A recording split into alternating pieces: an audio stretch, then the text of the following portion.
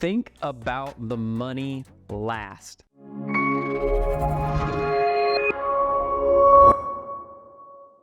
Hey, this is Brad from probateHouseGuy.com. So I'm actually a real estate investor that specializes in the world of probate and inheritance properties.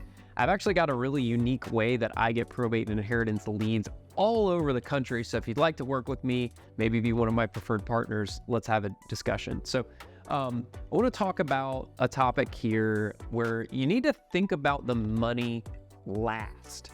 And I know to a lot of new people that might sound a little counterintuitive. You got into real estate to make money, right? You can make a lot of money in real estate.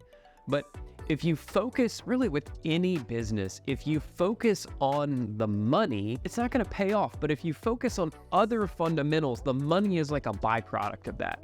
So if you are trying to get into real estate deals, direct seller marketing, that sort of thing, if you focus on the money last and you really focus on the seller and prioritizing the seller and their situation over and above everything else, the money will naturally sort of come into play. The first thing you need to do is be able to get really good at identifying the seller's problem.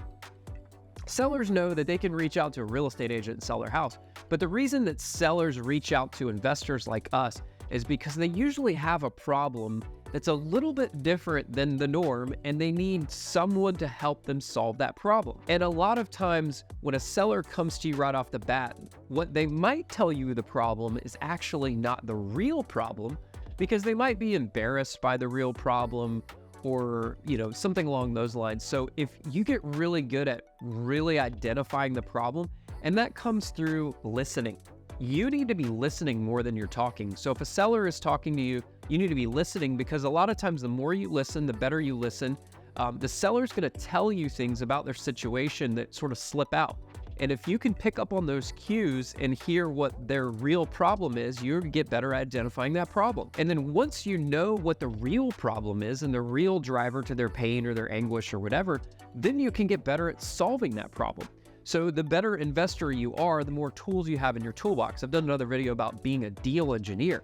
So if you can identify the problem, you can take some tools out of your toolbox and better solve that problem for that seller. And the better you are at identifying that problem and solving that problem for the seller, the more likely that seller is going to sell you their house at a good deal, and you're going to get better deals and better discounts.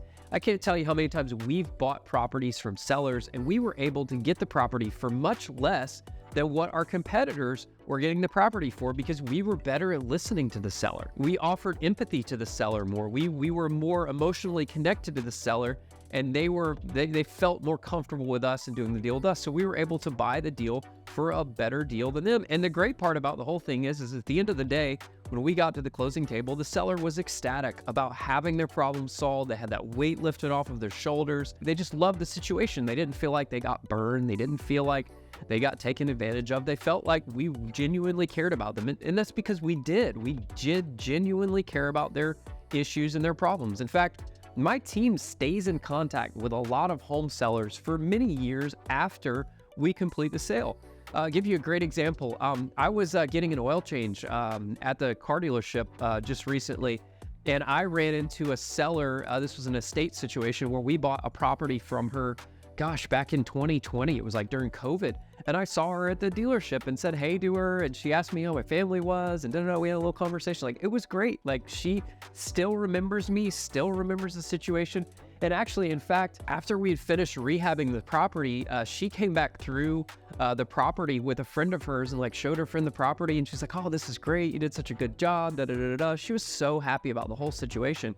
And again, she had gotten multiple offers from other people, and we were not her highest offer, but she chose to do business with us because we listened to her, because we solved the problem, and because we were just a deal engineer. We figured it out. If you're looking to do more deals and do better deals, you need to work on your emotional intelligence, and you need to work on thinking about the money last, identifying the problem, solving the problem, and the better you are at that, the better deals you'll do.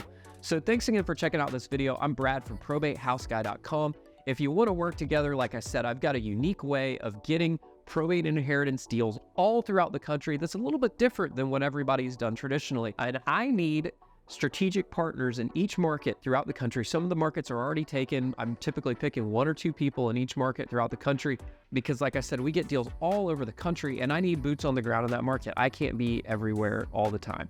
So if you want to work together, go to probatehouseguy.com, fill out the form, or pick up the phone and call us. We'd be happy to talk to you. So thanks again for checking out this video. Have a great day. Bye-bye.